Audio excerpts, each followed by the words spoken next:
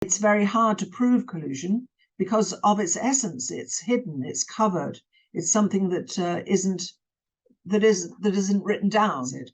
And there is evidence that knowledge of what Jackson was up to went right to the very top, but people chose not to see. I mean, if people see their targets, ordinary people, they didn't target Republicans, they didn't target IRA men or Sinn Féin members or workers. They targeted ordinary people, people who'd done dreadful things in the shadows would get away with it. We don't know for certain that we're going to, that the culprits are going to be held to account as they should be, or even held to the light like they should be.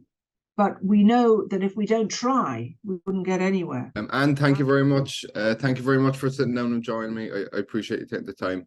Just before we get into the actual Glenanne Gang themselves, the various members, the collusion, can you tell us a little bit about your own background and how it is that you came to be writing a book? Well, I was brought up in Britain, and as usual with most British people, I had no education at all about Ireland. I knew a lot about British history, but I knew absolutely nothing about Ireland. In fact, I didn't even know until I was well into my teens that Ireland was a separate country. I kind of assumed it was still part of Britain. So when I found that the Irish people had their own stamps and their own coinage and their own government, indeed, it was a bit of a surprise. It wasn't even, I thought it was like Scotland and Wales sort of thing.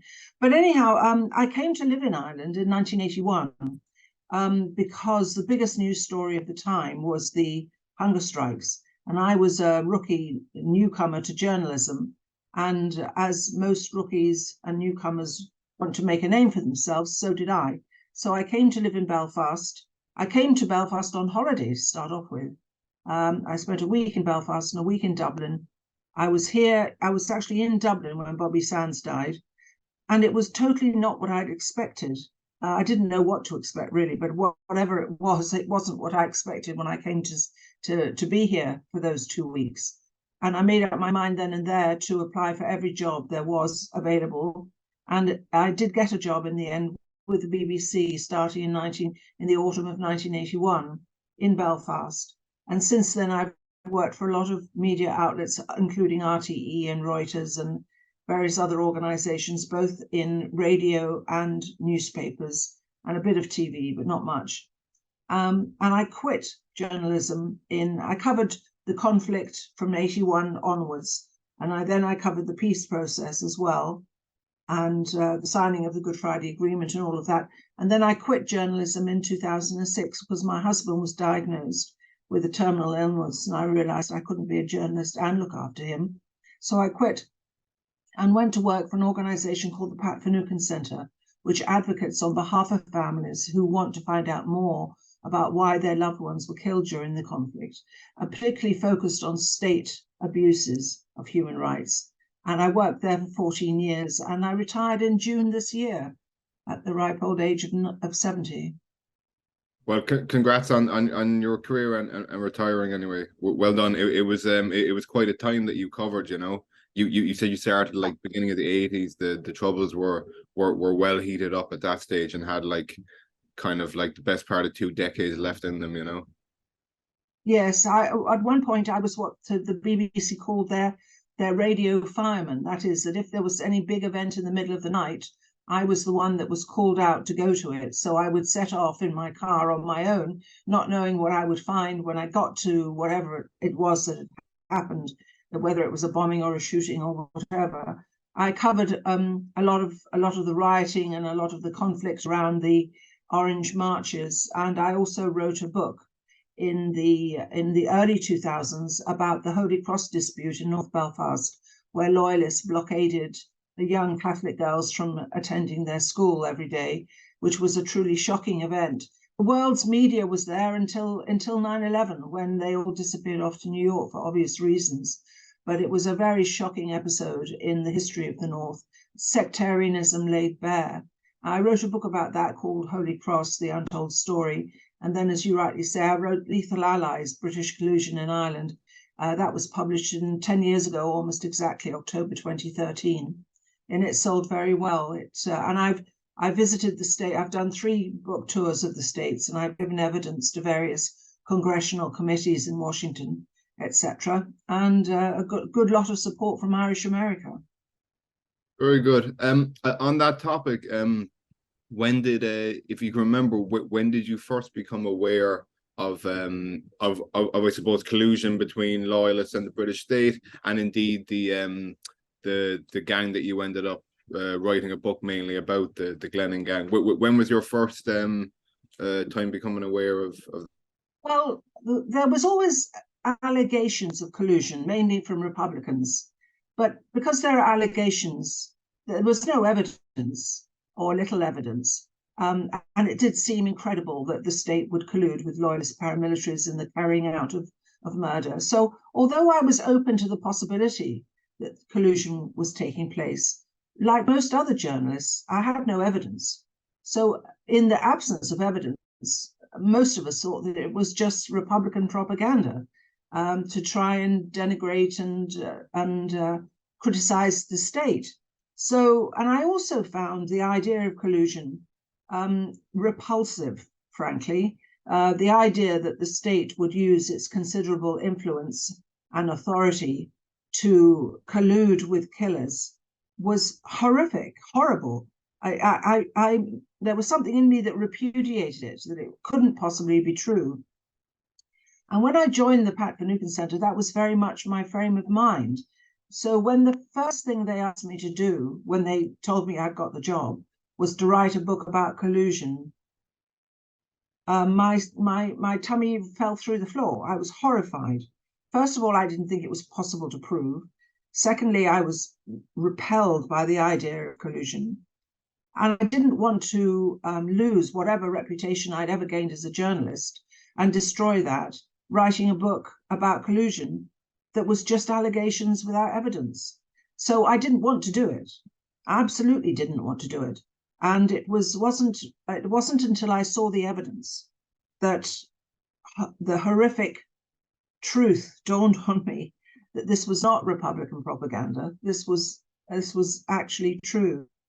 And it was a labor that was very, very difficult for me to go through with, to write the book. It took me over 4 years. And it was something I never wanted to do. It was just a task that was thrust upon me. If I could have turned around and walked away, I would have done. But I'd accepted a job. My husband was very ill. We needed income of some sort. I certainly wasn't going to walk away from it instantly. But it took a lot. It took a huge amount of reading and listening and learning and talking and thinking before I became convinced that collusion wasn't propaganda. It was true. It actually happened. And as an English person, believing as I did at one point that my government was the oldest democracy, and that justice and law were base elements in the state, it was very hard for me to accept. I come from a very solid background in terms of my father was in the army, so was my mother. My brother was a police officer. My sister was in the army when she was younger. So I came from that kind of background, and it was very hard to come to terms with the fact that the things I had believed in, that implicitly believed in ever since I was a child, were open to question, to say the very least, and that the state had played a very sinister role in its involvement in Northern Ireland. It wasn't easy. None of it was easy. But I did write the book, thank goodness. It was the hardest thing I ever did. But I'm very grateful now that I did do it, because it's something of a legacy that I can leave behind me. Right.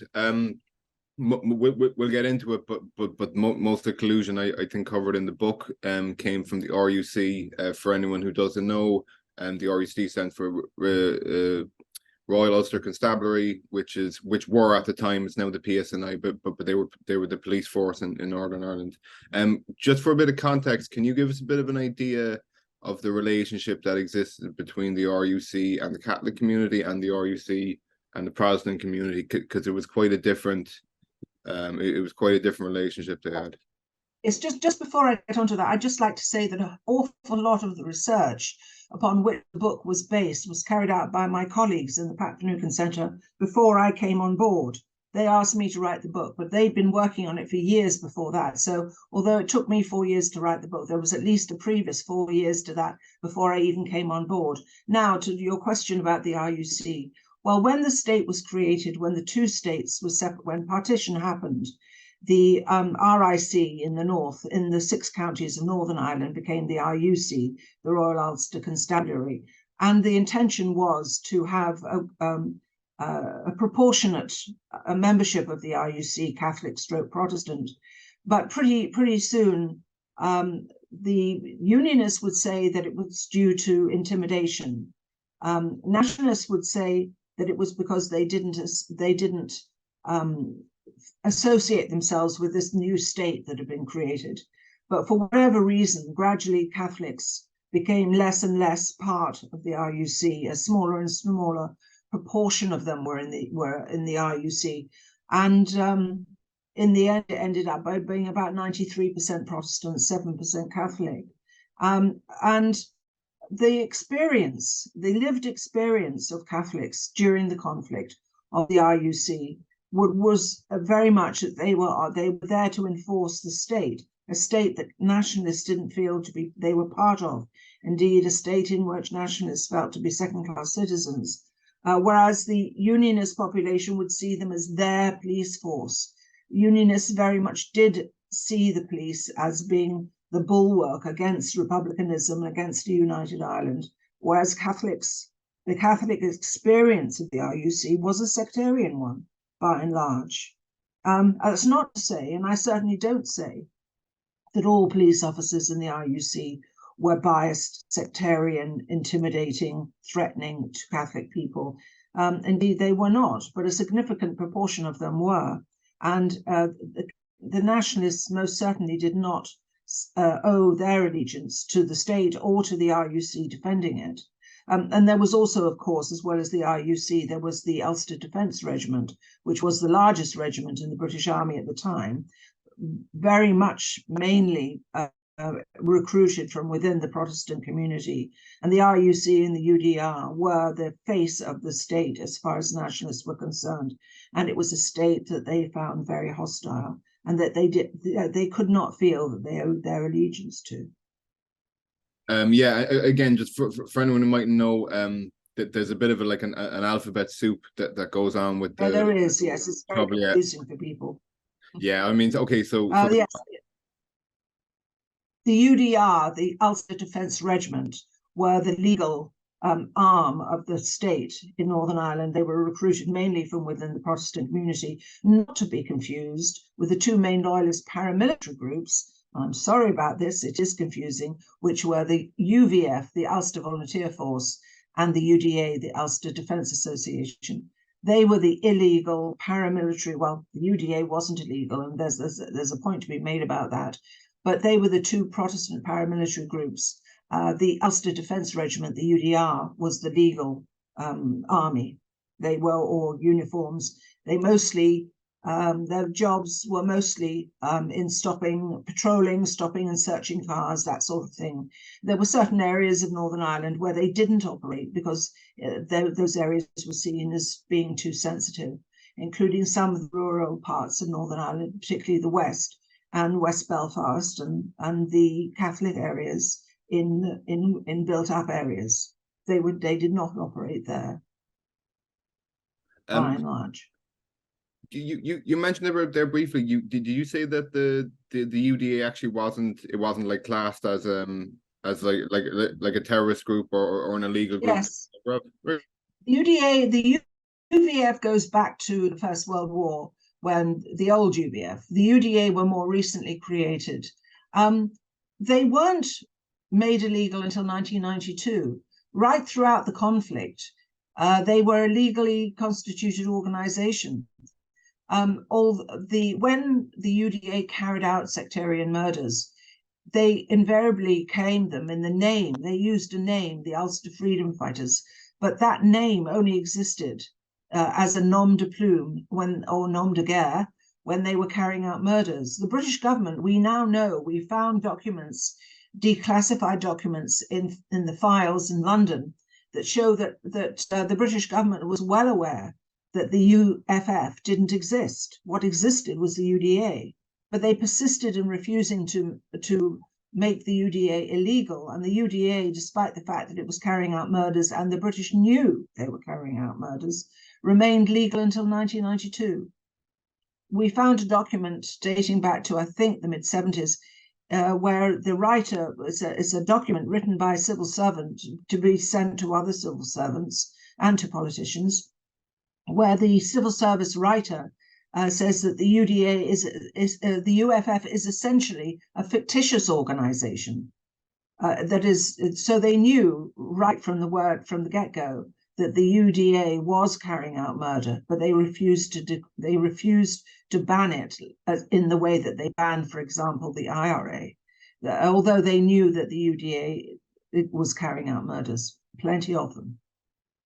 I see. That brings us on a little bit to what I wanted to ask you next. What would be, from all your research and speaking to people and everything, what would be like the earliest examples of collusion between the RUC, British Army, and Loyalists? I mean, your book focuses on 72 to 78, which was, I mean, the troubles kind of began very late 60s. So I guess the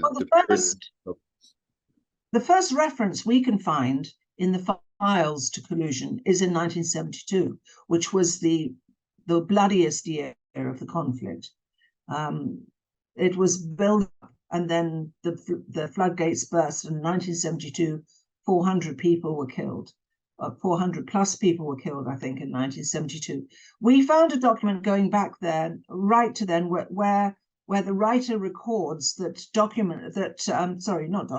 weapons were going missing from British Army bases and from police stations, and that collusion was suspected, that these weapons, high quality weapons, were going missing from, the word missing should be in inverted commas, were going missing from police stations and British Army barracks, and were turning up in the hands of Loyalists and being used to murder Catholics.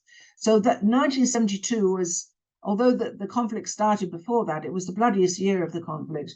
And so, I mean, it goes right back to the very start. And we have evidence going right back to that date that although the British knew that collusion was happening, they weren't prepared to do anything much about it. I think they made their minds up pretty early on that they couldn't fight this war on two fronts. And the Loyalists and the British, their political aspirations dovetailed. And so it was pretty much inevitable, I think, from the word go, that the state and the state's organs and apparatus and organizations and armed wings were going to favor the Loyalists in this dispute, not the Republican side. I see. So yeah, speaking of 72, the first killing that's attributed to the group known as the Glenanne Gang was in 72, I believe. And for anyone who doesn't know, can you fill us in a bit on who the Glenanne were, their formation, kind of what they did, their members? Yeah. Well, first of all, it's a misnomer. The way that you think of a name for something or someone and it sticks, or even though it's not particularly accurate. The Glenanne Gang gets its name from a little village in South Armagh called Glenanne, where some of the gang members were based. But it is a misnomer because other members of the gang came from counties Tyrone and down. It's not, and their operations went as far south as Dublin and as far north as Pomeroy in County Tyrone. So first of all, it's a useful shorthand to call them the Glenanne Gang. But first of all, the Glenanne bit isn't really accurate, although it was one area of their activities. And secondly, the word gang isn't really accurate either, because they were not so much a gang of a consolidated gang of a limited number of people all working together. It was more disparate than that. It was permutations of the same people. There were links between all of the people, but they didn't operate as a cohesive gang.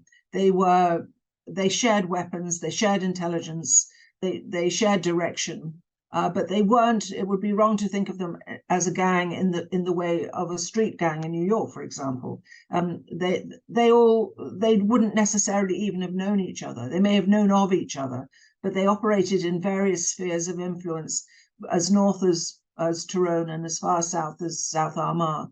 North Armagh, the Portadown area, was another particular area of influence, and also a part of Dungannon called Moygashel was another area they were very active in. But for shorthand, yes, we call them the Glenanne Gang. And there was a group of people, a disparate group of people, who operated in the mid-Ulster area, as far north as Pomeroy, as far south as Dublin, they shared weapons and intelligence, and they operated between 1972 and 1976, around then, when I think at that stage the British themselves realized that they were in very dangerous territory, and the gang was split up. But the collusion continued. Collusion continued right the way through the conflict, right up until the very end. It changed its nature. The nature of the Glenanne Gang was one of the things that we found particularly interesting, is that the Glenanne Gang chose as their targets ordinary people. They didn't target Republicans. They didn't target IRA men or Sinn Féin members or workers. They targeted ordinary people. One of the things we did when we were researching the book was we took the names of all of the people killed by the Glenanne Gang, and we listed on one side of a piece of paper those who were very unlucky that they were killed at random. And on the other side of the piece of paper, we listed those who were targeted, who were killed precisely for who or what they were. And of all of those who were targeted, who were singled out for death, only one had Republican links. Every single one of all the others were ordinary people. They were businessmen. There was something particular about them. They were all doing well. They either had businesses of their own, or they bought a bit of land maybe, or they were building a house somewhere. They were people who were upwardly mobile, who'd gone to secondary school, who perhaps had gone to university, or who were just very enterprising and hardworking, and who had built up businesses. So these were the sort of people that the Glenanne Gang targeted.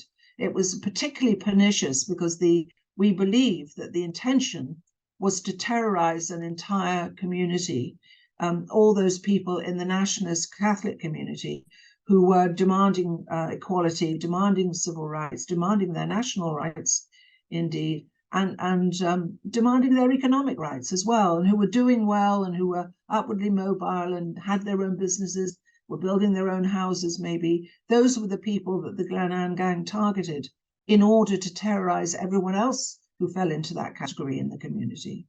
And it kind of fits in with, there's a strategist that most, if not all of your listeners may not be aware of, called Sir Frank Kitson, who was a military strategist, a counterinsurgency strategist, who's written a series of books. And he had many theories, one of them being that the law should be used in the counterterrorism context as just another way of disposing of unwanted members of the public. And that's a direct quote from his book. But he also believed that if you couldn't, he was, on behalf of the British, he was saying, if you can't catch the fish that you want to catch by rod or net, then another way of doing it is to pollute the water, to poison the water. And we think that his counterinsurgency strategy was that, and he's written about it, that if you can't catch the people you want to catch by rod or net, then you poison the water.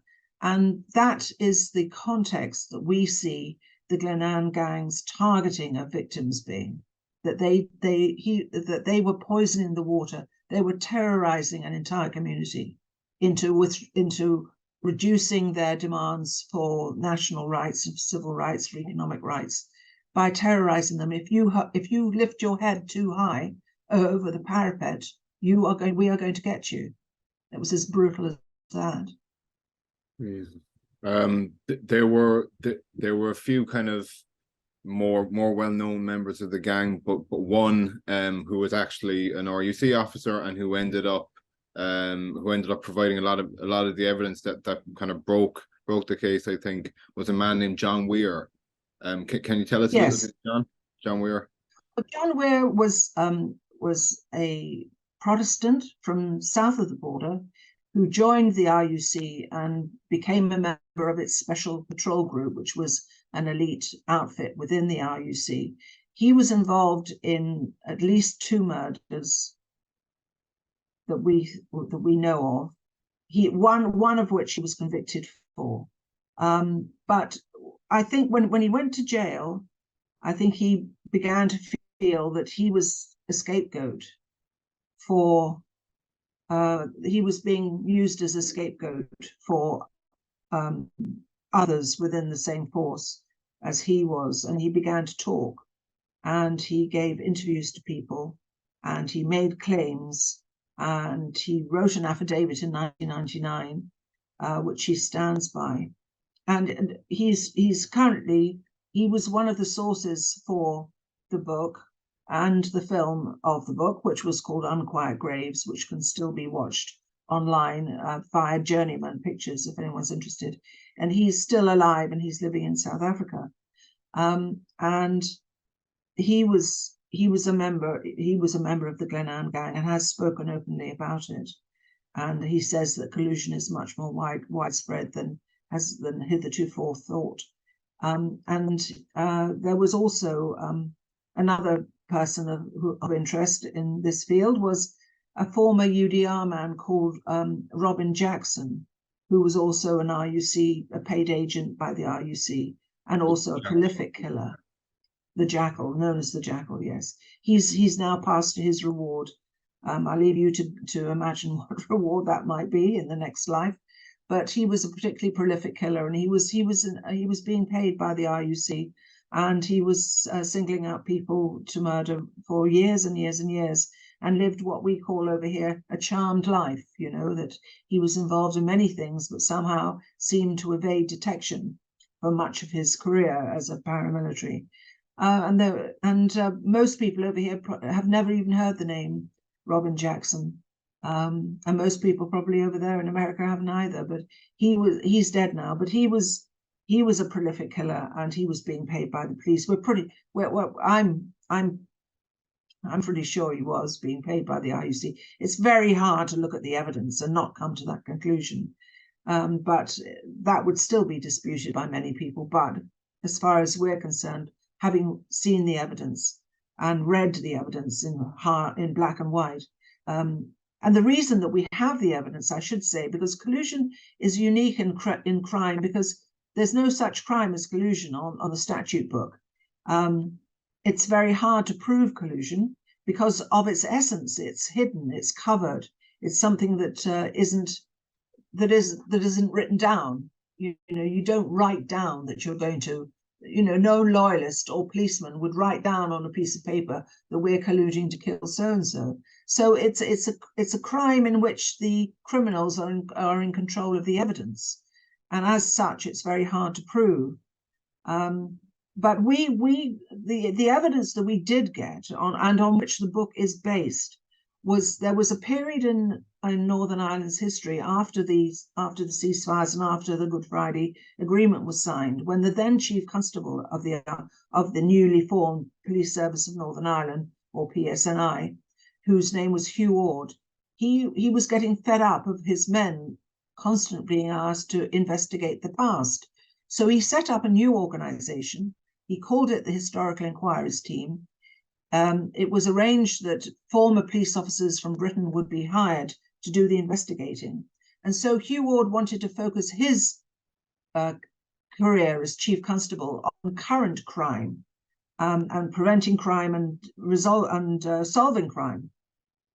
So in order to hive off all these inquiries he was being asked to involve himself in that happened during the conflict in the past, he created this new organization, the HET, the Historical Inquiries Team, and they were all security vetted former policemen who'd reached retirement age, but were still, you know, in their 50s and 60s and still very capable. and they were security vetted, and they got access to the files, to the archives that people like me would be barred from. And some of the people who worked for the HET were time wasters and useless, but others of them were very dedicated, good people. And we, that is the Pat Finucane Centre, worked alongside them and gave them our full support. And they went into the files and found the murder files that we were interested in, and produced reports for the families that we were advocating for. And as a result, we got hard evidence of collusion from within those files that we could not have otherwise have got access to. And we also got information from, there was an inquiry south of the border in Dublin called the Barron Inquiry, which was an inquiry into the single most, the Dublin Monaghan bombings, where 33 people died in one day, in 1974. And the Barron inquiries, they got evidence as well from within the RUC archive, and we got our evidence, our hard evidence, from them. I wanted to ask you there. You mentioned briefly. You said that it's very strongly it's a very strong allegation with proof behind it that Robin Jackson was being paid by the RUC. When you say paid, like he was receiving a paycheck. Well, we believe he was. Yes, we can't prove that, but we believe he was. But quite aside about him being paid, he was working hand in glove with RUC people, we believe. The evidence for that comes in, it's all very, the problem with trying to prove things is you have to be very precise. And I don't want to bore your listeners to tears, but if they go to the PFC, the Pat Finucane Centre website, and Google, put in the search box, put in Miami Showband, which was an attack on a show in July 1975, I think. They will find evidence there taken from a report written by the Historical Inquiries Team, the HET, that we think proves the fact that he was working alongside the police. Some members of the police, not, as I said, all, but some. Doesn't take very many. No, of course. If you're a police officer, you're in a very powerful position in terms of how you could help a paramilitary group. Just on Robin Jackson as well, I was looking through his Wikipedia and I saw it was sourced from a newspaper article, but I don't think there was much else on it. There's rumors that he was even trained at one stage by the SAS, and that MI5 sent him to South Africa to get guns. Is there any truth to that? Not that we found. There's so much said about Robin Jackson that is it can't be proved. There's so much said also about Robert Nairac, who was another strange individual operating in Northern Ireland at around the same time. But we in the Pat Finucane Centre, and writing the book Lethal Allies, we really didn't want to stray into the realms of possibles or probables. We wanted to restrict ourselves to things that we could absolutely stand over in terms of written evidence. And so much and all as it was frustrating to us that we couldn't, there are things that we believed that we couldn't put in the book. We restrained ourselves because so much that's been written about Northern Ireland is maybe 70%, 80%, 90% true. But if you don't know which bits are the true bits and which bits aren't, then you can't really believe any of it. And we were determined when we were writing the book that we would not use any kind of journalistic license at all. And we would restrict ourselves to what we absolutely could prove, either from the RUC files or from direct eyewitness evidence, or some way that was demonstrably provable, that wasn't conjecture, it wasn't propaganda, because that is of limited value, very limited value, whereas truth that there is evidence for is of great value indeed, and we respect that. And we respect our families, and we don't want to give them what the dogs in the streets say. We want to give them something that they can believe and hold on to as true. We touched on it. We touched on it there briefly. But like for anyone who might know, can you give us a bit of information about the Dublin Monaghan bombing and the link that we have, the evidence we have linking collusion to this case, like linking the British Army or RUC? Well, the Dublin Monaghan bombings that took place in May 1974, there were 3 bombs in Dublin, 1 bomb in Monaghan. And it was unusual in as much as the UVF neither before nor since have managed to construct bombs of that nature. And we also, the Barron inquiries into the Dublin Monaghan bombings found that there were members. Obviously, the bombings were carried out by people from north of the border. We do believe that the bombs were constructed probably in Portadown, and they were stored. We believe they were stored in the home of an RUC man called James Mitchell in South Armagh, near the village of Glenanne, indeed, and that the bombers were known to the police in the north, and there was very, very little. The Gardaí in the south virtually handed over the inquiry into Dublin Monaghan bombings to the police in the north. There was very little. The inquiry was closed down virtually after 2 or 3 weeks, and just there was no further inquiries made. And the names of the people that we believe were involved in the Dublin Monaghan bombings were also names that were linked to the Glenanne Gang as well, and that they were known of. They were, for example, we found a list of names of known loyalists, a list that was created by a member of the British Army, a list whose name is Colin Wallace, and he's another whistleblower, rather like John Weir, and on that list of loyalists are the names of the people that we believe were involved in Dublin Monaghan, and they were known to the police at that time, but they weren't questioned or they weren't questioned about their involvement in the Dublin Monaghan bombings. They just went to ground, and then they emerged later to carry out further attacks. I was going to say, I think it's fair to say that probably, like, of all the killings attributed to the gang, probably like 80-90% were probably more on an individual basis. They were like shootings, but then, you know, there was also the car bomb, Dublin Monaghan. Another one which was actually supposed to be a bombing but ended up being a shooting was something you mentioned, the Miami Showband Massacre. If you could, for anyone who might know a bit about that, can you fill us in a small bit?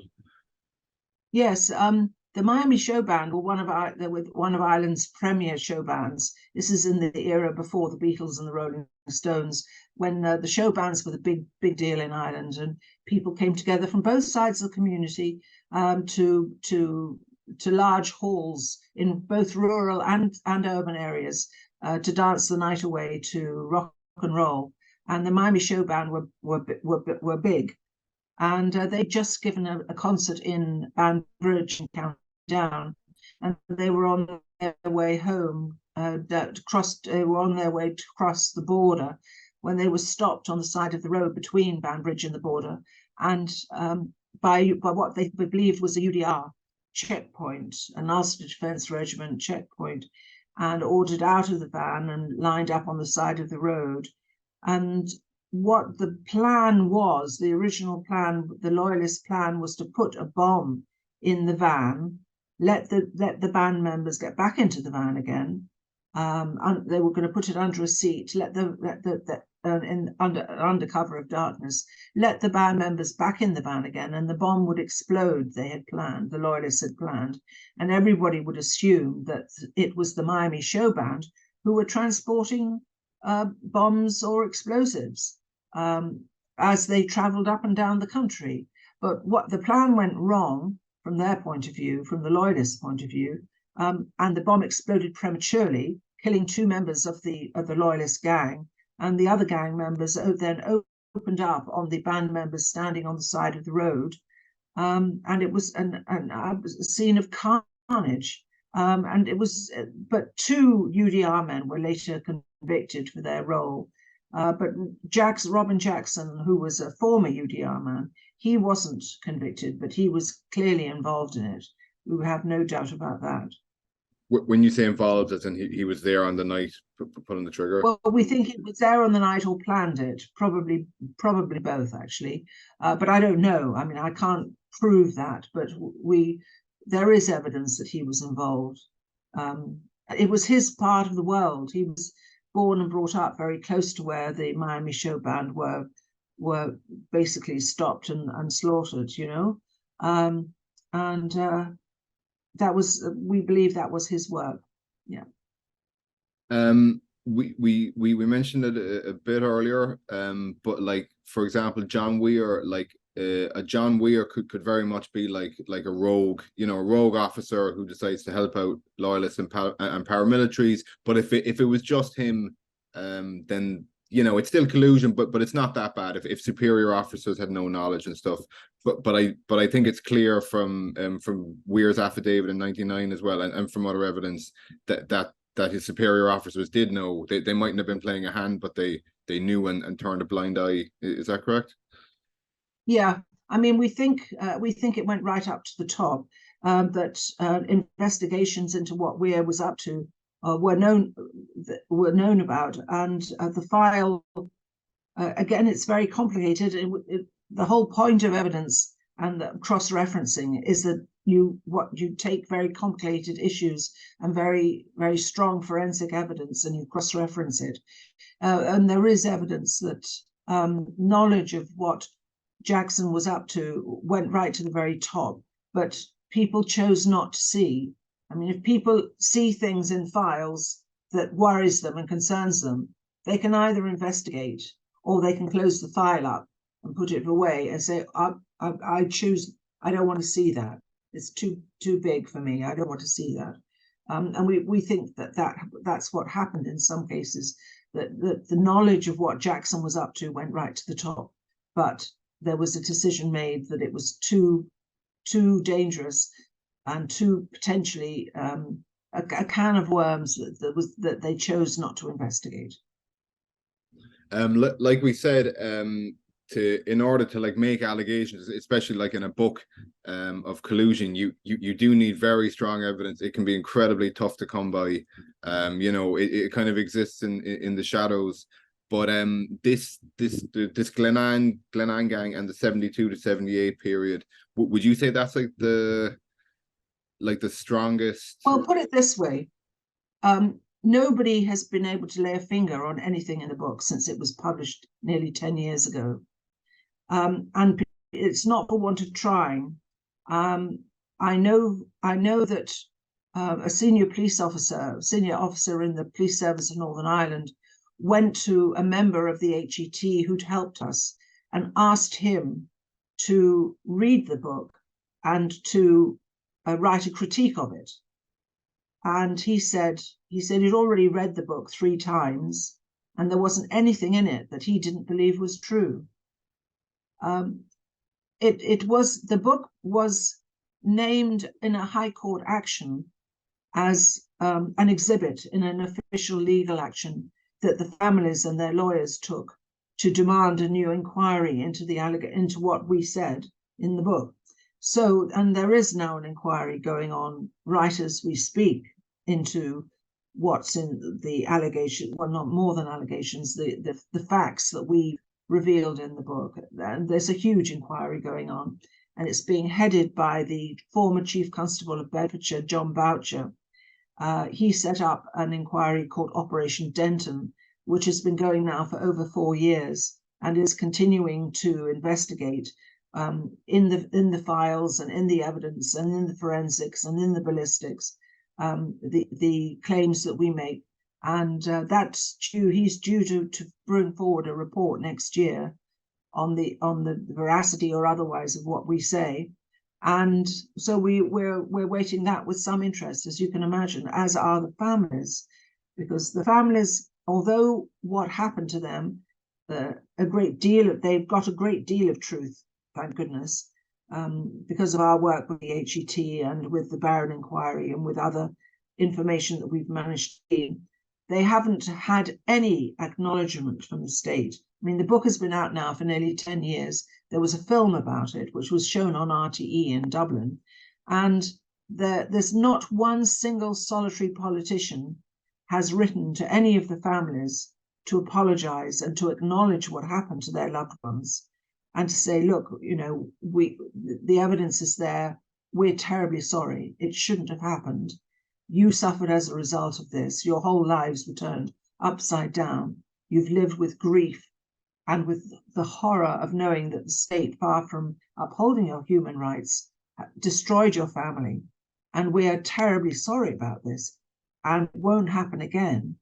And we acknowledge what was done that was so wrong. Not one family has had either a letter or a meeting at which anyone from the state side has acknowledged and apologized what was inflicted on them by the forces of the state that were meant to protect them. And the only legitimacy any state has is that it abides by the rule of law, that it's elected by the people, and it abides by the rule of law. Well, in Northern Ireland, they're not elected by the people, and they didn't. At a time of conflict, where it was more important that the police and the army and the courts and the lawyers upheld human rights, when it was more important that happened, it didn't happen. That they were betrayed by the state that was there supposedly to protect them. And individuals were killed and families were wrecked, livelihoods were destroyed, children were brought up without their fathers, and this was done with the knowledge of the state, and yet not one family has been approached. We never even got a meeting. I put in for a meeting with the Secretary of State for Northern Ireland at the time when the book came out. I even offered her advanced copy of the book so that she and her advisors could read it and get their responses ready in a reasonable way. I offered her exclusive advance copy of what we were going to say in the book. Didn't even take up the offer. And when the book came out and created one hell of a stink, and everybody was aware of what was in it, no meetings with the families, no apologies, no acknowledgement, nothing. It's really unbelievable when you think about it. Would you say that this 72 to 78 period would be like the worst examples of British collusion with loyalists, or would it be just kind of the worst that you can prove? Is there more that you believe? It's unique because we managed to get the evidence. And who knows what else is in there? I mean, as we speak, the British government there's a law, a bill before the House of Commons, which would end all of this, which will mean that families no longer have access to the courts to vindicate their rights and to find out what the truth was about how their loved ones were killed. Because London, unique in my experience, in everybody's experience, London is the only Western democracy that is bringing a bill before Parliament to restrict the rights of individual people to find out what happened to their loved ones by closing off all access through the courts to truth and justice. They're going to close down. They're closing down police ombudsmen. They want to close down police ombudsmen's inquiries. They want to close down inquests, because if new evidence emerges and a family is entitled to go to the Northern Ireland Attorney General and ask for a new inquest into their loved one's death, that's not going to happen anymore. Everything is going to be closed down. You're referring to the Legacy and Reconciliation Bill?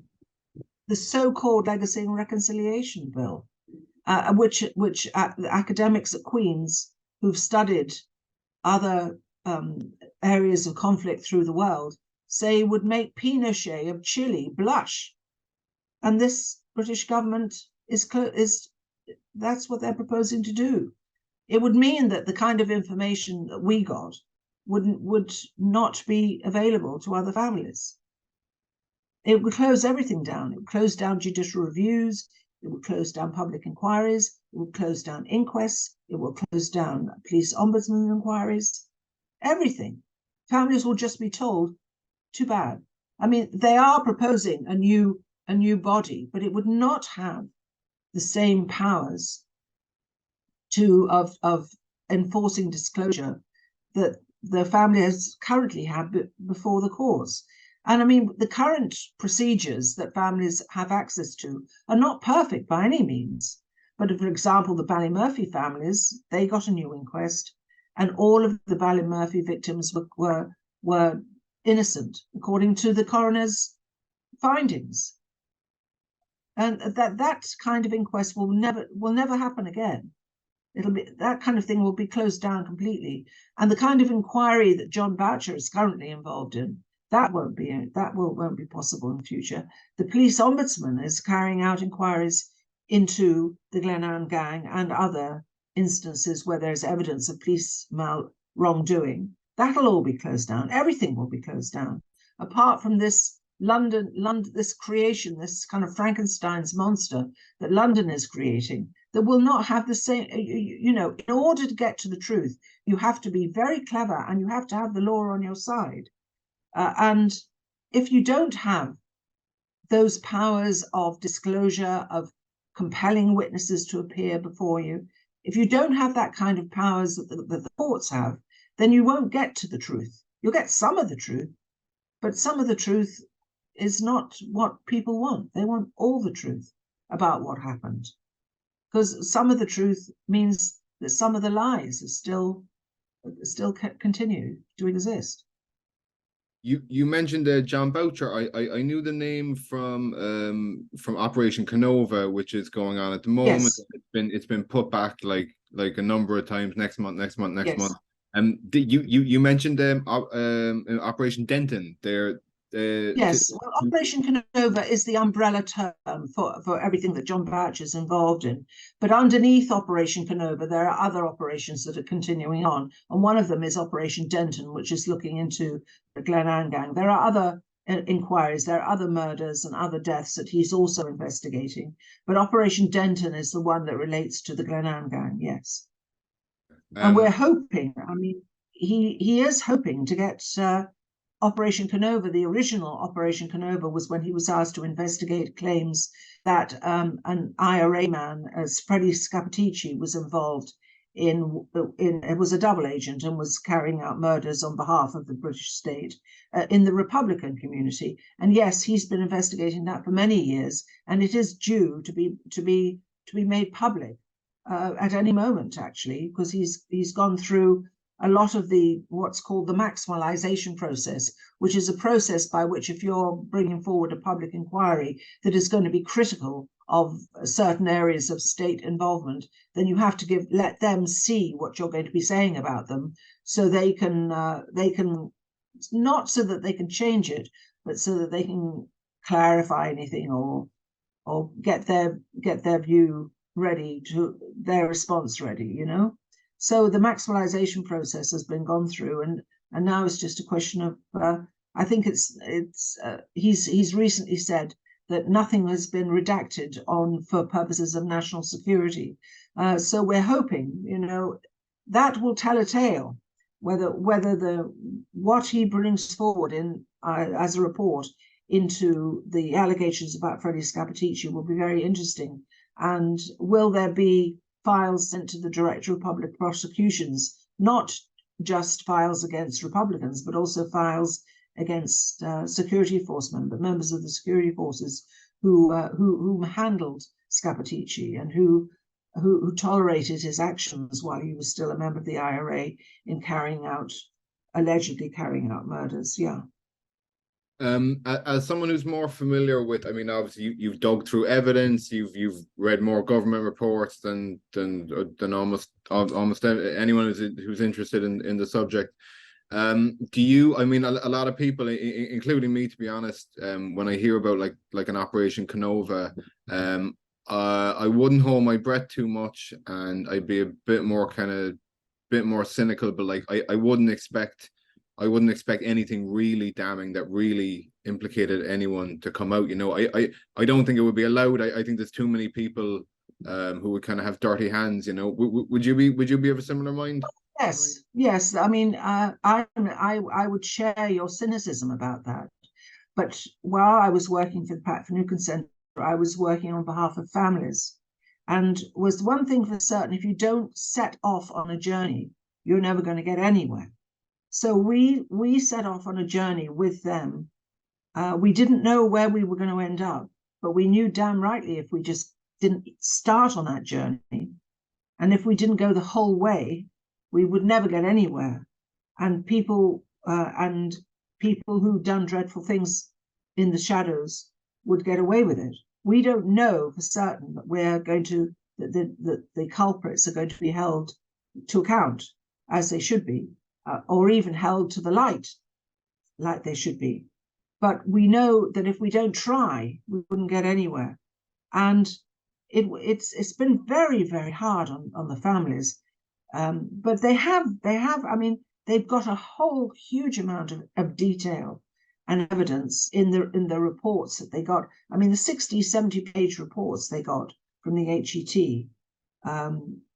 back in the day, before the HET was disbanded, they got a lot. Now, some of them are very happy with with the evidence that they've got, and it has given them a great deal of a consolation. Others of them get more and more angry. The more they find out about what happened, the more angry they get. Some people want prosecutions. Some people want the police officers brought to court and charged with murder for what they did. Others of them are quite happy and they're quite satisfied. That's a wrong word, but they get some consolation from seeing it written down in black and white, in a report from the HET, in a book by the sort of book that we produced. That has given them a great deal of comfort. Others want more. But one thing is for certain: if you don't try, you know, and at least if you try and you don't get, you can say, well, I did everything I possibly could to vindicate my father's life and death. You know, I did what I could, and the state got me. The state wouldn't admit it. The state wouldn't apologize. The state wouldn't acknowledge what it did, but I did everything I could. And that gives some people a lot of comfort, you know. They feel that they've done the right thing by their dead relative.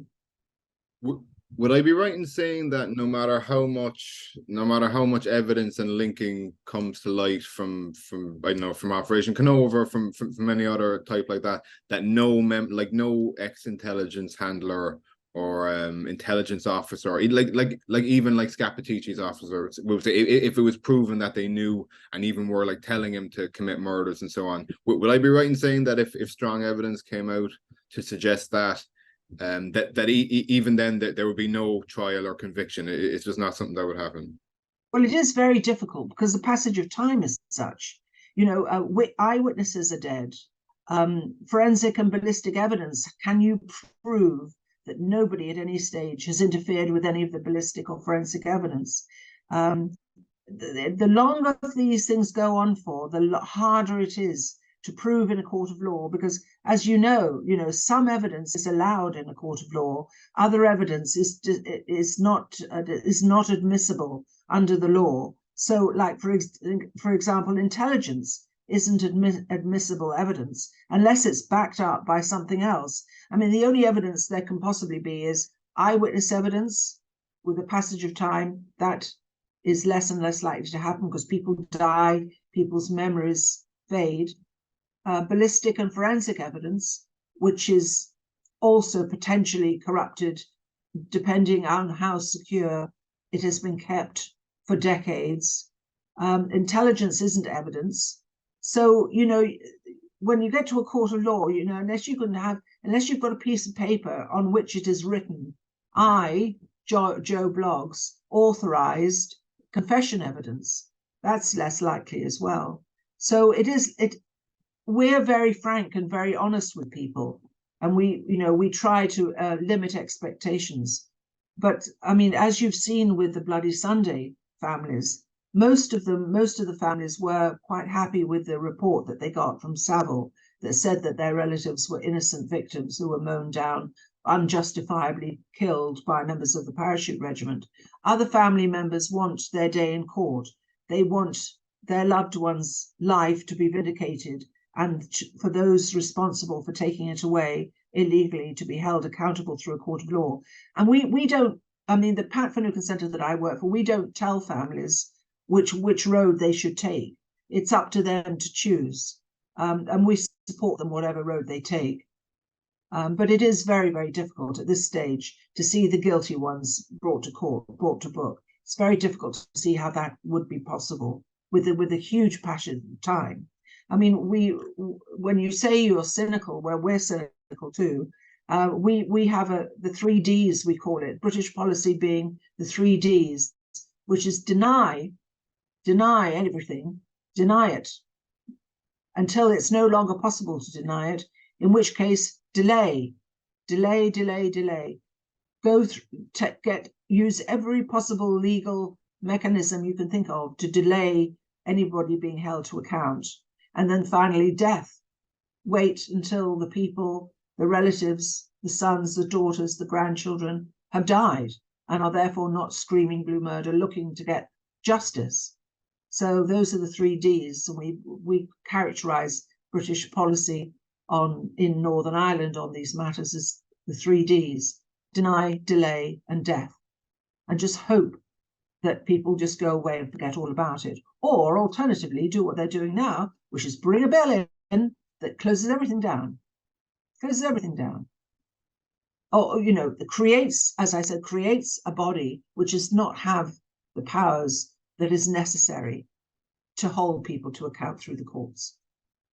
Is there any precedent for what they're doing with the legacy and reconciliation, like making it so from this point on you can't? No, there isn't. There's none. I'm relying on academics at Queen's University for saying that. You know, they've looked at it. Now they've made loads of changes. You know, they brought in little bits here and there. They've tinkered around the edges. But in essence, what they're doing, I mean, you know, even Pinochet in Chile had limited, you know, the courts there were limited. This is a blanket closing down of every possible access to justice from families. It's unprecedented anywhere in the world, let alone a Western European so-called liberal democracy. It's just saying the law, we forget about the law. When it comes to Northern Ireland, we forget about the law. It doesn't exist. I see. Anyone who's familiar with the Troubles is probably familiar with the name Pat Finucane. You said the Pat Finucane Centre. That's his murder. He was shot eating dinner in front of his family. It was particularly brutal. Is there strong evidence? Is there strong evidence? Well, the British have already admitted this collusion there, and David Cameron has apologised in the House of Commons. It's saying that there was collusion in Pat Finucane's murder, but we're named after the organisation I worked for until very recently, until June. The Pat Finucane Centre is named after Pat Finucane because we believe, like he believed, in using the law to vindicate people's human rights, rather than any other method of enforcing the law. Is using the law to vindicate, using the law as it exists to vindicate people's human rights.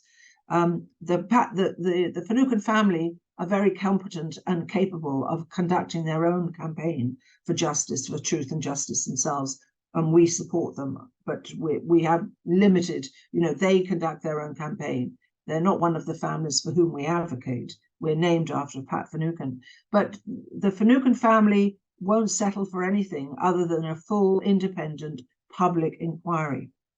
And because they believe that the culpability for the murder of Pat Finucane went right to the very top of the British state. And by the top, I mean 10 Downing Street. And they believe that that truth will never emerge unless there's a full public independent inquiry where witnesses can be compelled to appear, and that those who conducting the inquiry have the full rights and full access to all documentation and witnesses that are compellable before the inquiry. And anything less than that will not get to the full truth. That's what they believe. And they won't settle for anything less. And they're fighting on to get that. I believe I think I follow him on Twitter. I believe Pat Finucane's son is a lawyer also, no? Yes, he had two sons, Michael, who's a solicitor in Dublin, and John Finucane, who's a solicitor in Belfast, and a recently elected MP for Sinn Féin in North Belfast. He's a politician and a lawyer, and Michael is a lawyer in Dublin down south. Yes, both his sons are lawyers. Yeah. I'll let you go there. I'll let you go there soon enough. Is there anything you'd like to leave us with? Just kind of any final thoughts on the issue, you know? Well, assuming that most of your listeners are in North America, I'd just like to thank those of them who've helped us and given us great support over the years. Because there's one thing the British are very susceptible to and are very sensitive about, and that is the views of Americans. The special relationship, as it's called in London. I don't know what it's called in Washington, but we know we greatly appreciate the support and we've had throughout the years from Irish America, because we know that the Brits are particularly sensitive about American public opinion, and they care about what Americans think. And they don't give a damn about what we think. We're merely their citizens. But they do give a damn about what the Americans think. So we're very grateful, and I'm very grateful for all the support I've had through the years on the 3 speaking tours I did of the States, and the support I had in DC in giving evidence to congressional committees on these very, very difficult issues.